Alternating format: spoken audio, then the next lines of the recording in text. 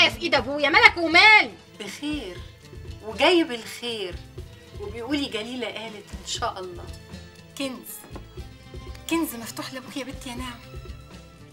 ايه السكه المفتحه دي كلها؟ لا نعمه ملهاش سكه معاه. نعمه سكتها اهي، لكن ابوها سكته راح اليمه تانيه خالص. اللي عند ربنا كتير احنا ما نعرفوش.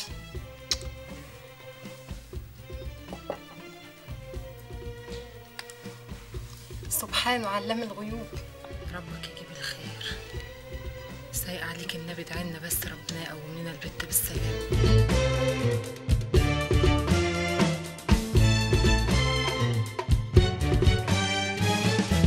عزمونا وكلوا غدانا واتعشوا باللي خلفونا، وهياكل دراعي ويقول لك الخير كتير. ما كتير لنفسه، يصدق ما يصدقش لنفسه.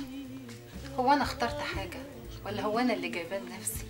ما هو كله باذنه، اللي يصدق يصدق، واللي عميان ربنا يسترها معاه. كرامه لعيونه. انا سمعتك، بس الاصول اصول، وانت من تلامذة سيد من كان يعرف الاصول. قاعد زي البدر المنور في وسط مين؟ على يمينه عرابي باشا بطربوشه ودقنه وبدلته، وتقولوا مين على شماله؟ مين يما؟ السيد البدوي. شلاح يا سيد. شلاح للدقة والورع. وقصاده كده قاعد واحد له هيبة أنا معرفتوش، وطيت عليك أسألك. علي أنا؟ مين ده يا ابني؟ قلت لي ده سيدنا الخضر. لا حول الله يا ربي. عدى عليها رخ. ألف سلام عليك يا ألف سلام. جننها. شفتي الوقت؟ البنت أبوها مات، بس لها رجالة.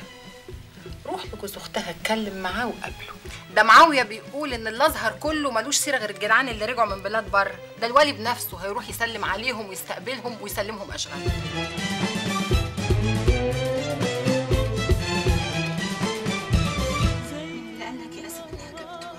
واحد راجل شكله الراجل ده رفيع وليه حته دقن صغيره.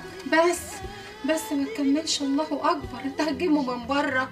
وانتي طبعا ابوكي ما يتوصاش بقى، يتلزق في اخو جوزك، مادام هيوصلوا للوالي والناس اللي فوق. حكم ابوكي ده يا بنت يا نعمه يحب التلسين. الله اكبر الله اكبر. سلام قولا من رب رحيم. اوعى يا قاسي، اوعى حد يعرف اللي انت شفته يا حبيبي، احسن وحش عليك يا قاسي.